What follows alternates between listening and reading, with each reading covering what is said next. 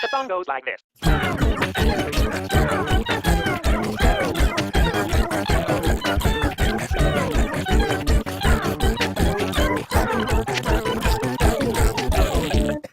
Hey, I'm Peter Franson from christiangeekcentral.com and Spirit Blade Productions. Welcome to Trial and Error, where I play the first part of a game or a game demo, usually do that pretty badly, and give you my thoughts along the way. This time I'm taking a look at Agents of Mayhem on the PlayStation 4. This is kind of a spin-off or pseudo-sequel to the Saints Row series of games in which you play a street gang leader who rises to run a gang that becomes kind of like celebrities, and then eventually the president of the United States, and it goes totally off the rails. It's a series that started off as a GTA clone and then just went totally nuts. And I really enjoyed that series, especially Saints Row the Third.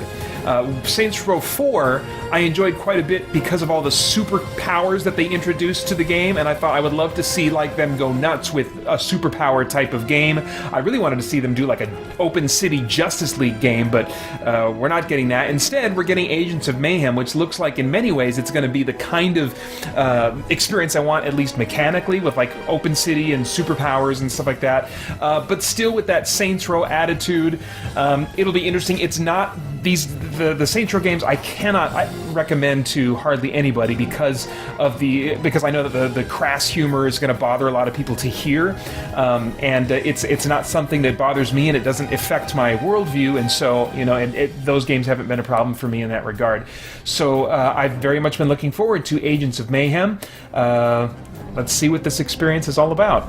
I don't see any difficulty settings. Hopefully it won't be too hard for me. I tend to suck at action games despite really enjoying them. I think I made the glowing ball angry. Glowing ball? As in a giant evil ball of death? That's a Dominator, Hollywood. D-Babs, Dominator, Death, that's a lot of bad-sounding D-words. The jokes, quote-unquote, are not doing anything for me, but most of the time they didn't work for me in Saints Row, except because of the way that I designed my character.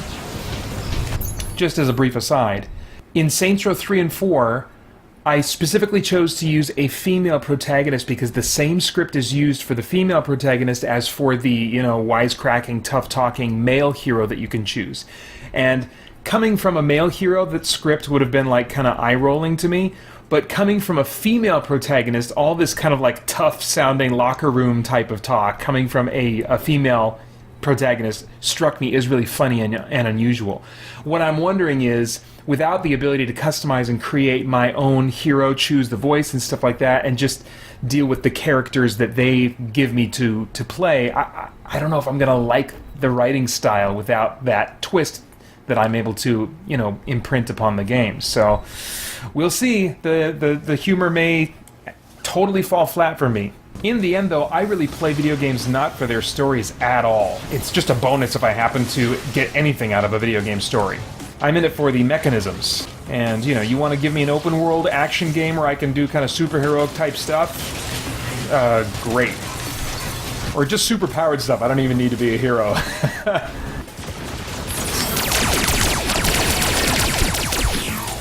It's got a nice kind of snap-to-target auto-assist, or aim assist, which is nice for someone like me that sucks at aiming in these games. Well, in addition to the humor not resonating with me so far, the voice acting is also a little bit over the top. It has kind of a bright, energetic Saturday morning vibe, despite kind of like the four-letter words and stuff. The Saints Row games were just grounded enough in other ways that some of those like over-the-top elements were disjointed and paradoxical enough to be funny to me. But when it's kind of all bright and all over the top, I don't know. It feels different to me, and I think it's too much. Don't get me wrong. It's not like Japanese anime or JRPG annoying voice acting, but it's still something that I'll just tolerate rather than getting anything positive out of, I think. All right, fellas, let's go kill us a bad doctor. Hell yeah! Franchise Force is back in action! Franchise what now? Franchise Force. I gave us a nickname. You can't just give yourself a nickname. Not just me. Us. Okay, so you swap out agents on the fly, and that's also how you heal agents. That's cool. Oh man, is he already almost dead? swap out then. Oh, interesting. So they're doing cell-animated cutscenes. At least part of the time. Weird. Wow, so they're going for a full-on Saturday morning cartoon vibe, using cell animation for their cutscenes. So there's still a cache and an experience system, and, so you're able to kind of level up and stuff. Leaving the mission area. Oh, man. Okay, so not quite an open world yet. Dang it. I really don't like that in open world games. Far Cry does that, too. If you'd rather drive, I'm sure there are plenty of civilian vehicles around you could commandeer, yeah? No button prompt? Oh. I just hit triangle. It didn't give me a button prompt to get into the car. I just tried triangle because that's how you do it in Saints Row. I don't know if I like this. It's like an electric car. I don't know if I like this, the aesthetic of this city. It's a little too clean and bright, and it's kind of weird how they have this laid out, because you've got these different categories. You've got upgrades and core upgrades. I guess you need cores to activate these upgrades. And then under View Agent Abilities, there's still something here that can get unlocked later on. And so it's like they have all these abilities that can be unlocked, but like separated into different menus. And so I don't have a sense of the logic behind the organization of it yet. So it looks like completing missions is the primary way of gaining XP. Okay, so you can safely fall from any height. That's kind of cool. Stay in school. It's where the chicks are.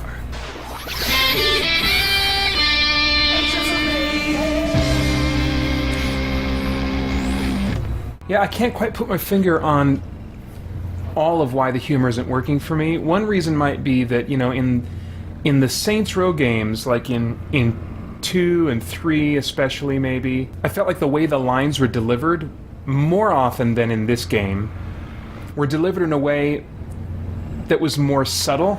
You know how a joke is less funny when the person telling it thinks they're being really funny, or, really knows they're telling a joke here?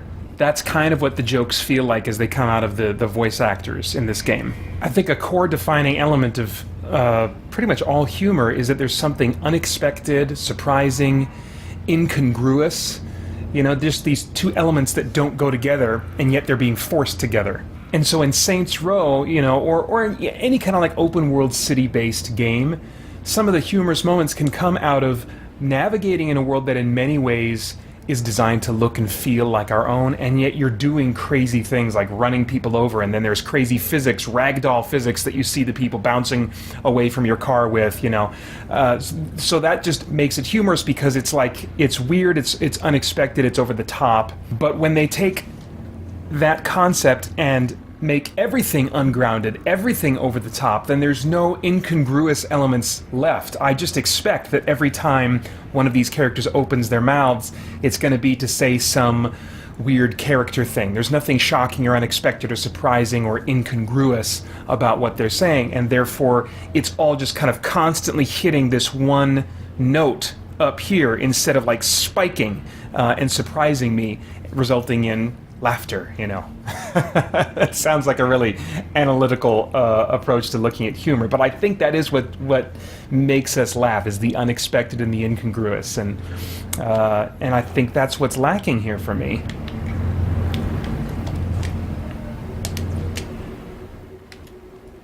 At the same time, we bring our expectations with us, so I can see someone else who just has a different set of expectations, maybe normally plays different types of games than I do, playing this game and just being delighted and laughing, at all this stuff. I mean, I don't rule that out, but I think given what I bring, the temperament I bring, the expectations and experiences that I've had, and all that I bring, it's not working for me.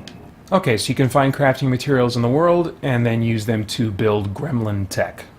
And gremlin tech is consumable. I can also build legion tech, which upgrades my gadgets. Okay, cool. See, here's an example. Under prime specimen, hardtack does whatever it takes to stay in shape except drink kale smoothies. And then the quote they leave for him is, "They taste like feet." Now, if I read that and I just read it deadpan in my mind, it's funnier. If he had a more serious, grounded voice and just kind of muttered, "They taste like feet," then that would be funnier to me because it's unexpected coming from such an even, dead inflection voice.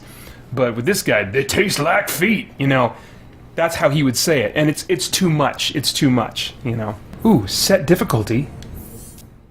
Oh, sweet! Oh, yes! Nice. Okay, great. So, not in the open world, but when you select a mission, you can choose different difficulties, and it does alter the rewards.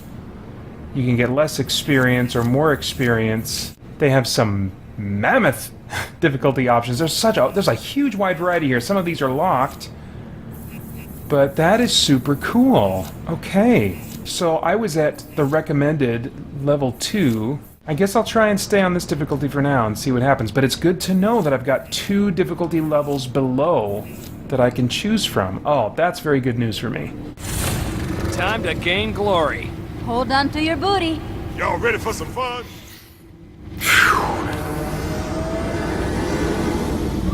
I'm just gonna have to tune it out.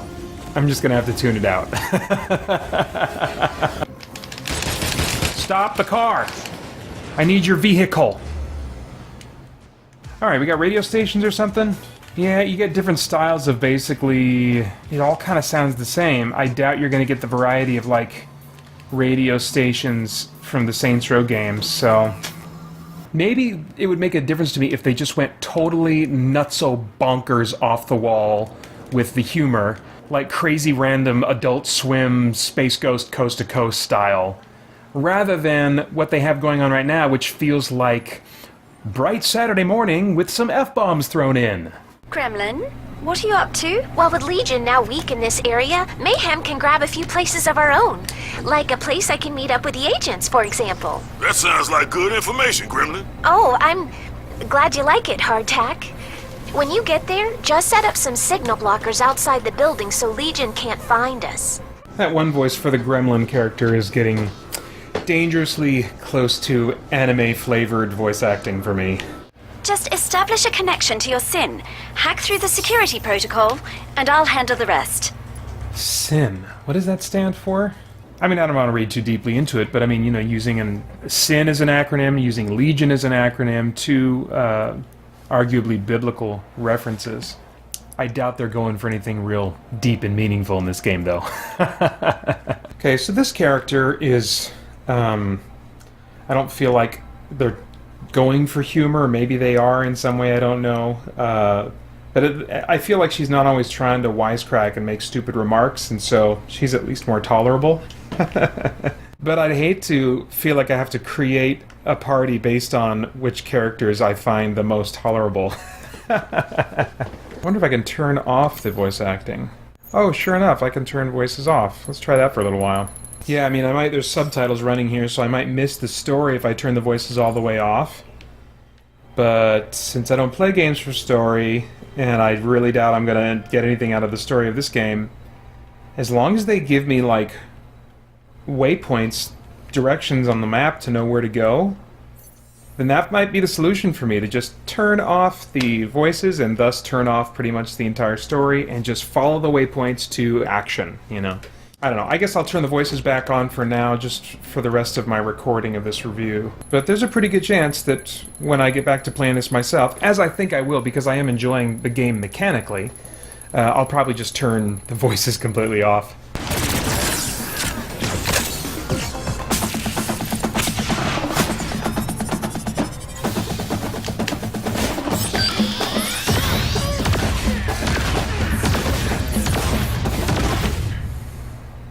Really shouldn't have done that, Gunny. That was fun. After you, Ned. I'd eat a whole bag of Baker's chocolate all by myself. I do like picking up all those, you know, money pickups and crafting, you know, component pickups. I like looting, so I do appreciate that element. Mechanically, I'm enjoying what this game is offering. Getting the hang of the driving. I'm digging it, digging it, digging it. Oh, there is a timer on this. Oh, I don't like timed missions at all. Okay, so that's 2 more characters I've unlocked now that are more tolerable than the initial 3 I was given. You know, I mentioned the game drops a lot of F-bombs, and you might be wondering, you know, how do you deal with that as a Christian? I've actually got a video up on this channel called "Is Bad Language Really Bad?" that might be worth checking out. I'll try to put a link to it in the notes below. And as it happens, we're also looking at a part of the book of Ephesians in our ongoing study of the book of Ephesians that deals with language this week. So you can look for that video to be going up later, I think in just a few days from after this one goes up. I'm enjoying the run and gun gameplay, and that's what a lot of what I enjoyed in the Saints Row games. So I feel like they're carrying that over. And the extra special abilities that you have, I feel like there's maybe a little bit more variety. At least in Saints Row the Third. I think in some ways it's comparable to Saints Row 4 and the superpowers you could get in that game. And I am not good at games, but so far I'm doing okay on the standard difficulty. So I like that I've got that buffer zone of having 2 difficulties lower than this one that I can escape to if I need to. Move! Move! Dash! Dash, what the crap? Okay, so you can use the cash that you've acquired to purchase agency upgrades that will benefit all agents. That sounds cool. Oh, that's interesting. As you extend our presence in Seoul, the city that we're in, securing Relics Trading Company locations will begin to generate income for us. And it's the same thing you had in Saints Row when you were, like, purchasing stores. They would start generating income for you. Ooh, dash and smokescreen cooldowns are decreased. Yes, I totally want that. Okay, so you can buy, like, upgrades with cash. That's interesting. This is yet one more way in which you've got this upgrade path for your characters, but it's in another part, organizationally, of the game. I kind of wish they had them all in the same big tree, upgrade tree or something. Oh, so I gotta go around and get blueprints for all these other cars. Gotta find them in the city somewhere. Okay, well, it gives me something to do. I do like collectibles. That's another thing I really like about open world, open city games, is just running around collecting stuff. Crap, where do I go again to select my squad members? They showed me at one point, I can't remember how. Can you only do that at the start of a mission? Oh gosh, I guess so. That's really weird. Whoa, what? Oh, I was supposed to rescue that hostage. Not blow them up.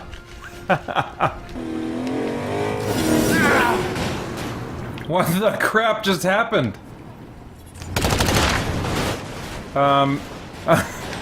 Why am I... Let's see. Okay. What the crap? That's so weird. What happened to my car? That was weird and glitchy. Receptacles. Whoa, I totally missed whatever that tutorial was. Okay, it was taking me a little while to get the hang of this guy. I was trying to figure out why is his weapon so ineffective. It's because the basic strategy with him is to shoot people, freeze them, and then go up and use your melee attack to, you know, one-shot kill them.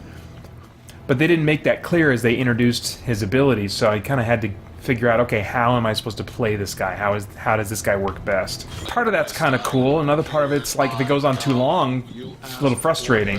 Yeah, there's just a few things they don't explain. Like, I was just given the option to bypass in the middle of the hacking thing, which allowed me to, I guess, just skip the hacking minigame altogether and just open the thing up. I don't know if that cost me anything. I'm guessing at the very least, I wasn't able to earn experience, because every time I normally successfully hack, I get a little bit of experience. So maybe that's all I lose? And then here it says, Yeti's weapon freezes 30% faster. And there's no explanation. I mean, I guess I could dig into the menus and say, well, what the heck why is it good for his weapon to freeze 30% faster? So as far as like the built-in tutorial, there's some significant gaps. It's not making it difficult to get through the game, especially if I dial the difficulty back a little bit. But I feel like I'm kind of missing out on what my full experience could be because of some of these oversights. Don't get me wrong, I'm figuring it out, but it would be nice if it was handed to me a little bit more clearly. Well, I have now recruited all the agents that I can at this point, so now, rather than take on another mission, I want to explore some of these side quests that you can take on and just kind of see what the side activities are like. That's a big part of the open world experience for me, is the quality of the side missions available. Alright, first up, acquire a vehicle for quarter mile. One of my buddies. Oh, and bad guys are going to chase me when I try to get these vehicles. Okay. Target of opportunity, destroy a target vehicle.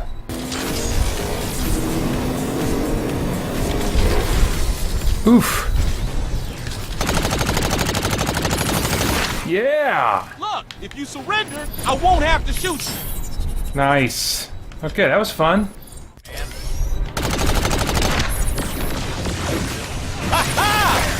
Nice. That's what I want. I just want to run around this city and do simple little tasks while blowing stuff up and using superpowers. That's all I want. Oh, it's a race. I do not like racing in games. Oh! Get back on the road! Oh my gosh.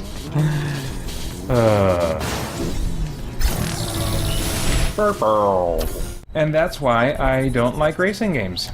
So this is in a lot of ways a reskinned Saints Row, which, I mean, I'm happy about. I just wish the skin was a little more to my liking. But I feel like the heart of a Saints Row game is still here. Yeah, I've played about 4.5 hours now, but I feel like I've played enough to definitely get a sense of what this experience is going to be. And I like it. I don't think that I $60 like it, but $40 or $50 I like it. I may not end up, despite not liking the voice acting pretty much at all, I still may not end up muting it. I think I just kind of got used to it, became numb to it, and like I was kind of thinking initially, just kind of tuned it out. So I'll probably keep it on just in case anything interesting happens. The humor's not working for me. The Saturday morning cartoon thing is not doing anything for me. It's not that I find the humor or the other aesthetics annoying, they just do nothing for me. What is working for me is the basic gameplay. It's still basically an open city Saints World game. I can dial the challenge level down so that it can just be a chill-out, pseudo-mindless, open city action experience with some superpowers, which is always fun. So that's all I have to say about it for now. I'm looking forward to chilling out and playing some more of it later on tonight. I'd love to get your thoughts on this game, if you've played it, and or if you like the Saints Row games, kind of what your reaction is to what you're seeing of this game so far. As I mentioned before, if you want, you can check out that video about rough language in the description below. Then I hope you'll join us over at christiangeekcentral.com as we continue to geek out and seek the truth. Thanks for watching. Hey, just a reminder that this humble little YouTube channel is so dependent on people just like you. There are 3 main ways you can support this channel, and they're all over at spiritblade.com. The first is to purchase one of our sci-fi or fantasy audio dramas. Second is to give us a donation of any amount. And third, you can become a Spirit Blade insider and get access to exclusive, behind-the-scenes monthly goodies. You can get more information on our About page over at spiritblade.com. Thanks so much.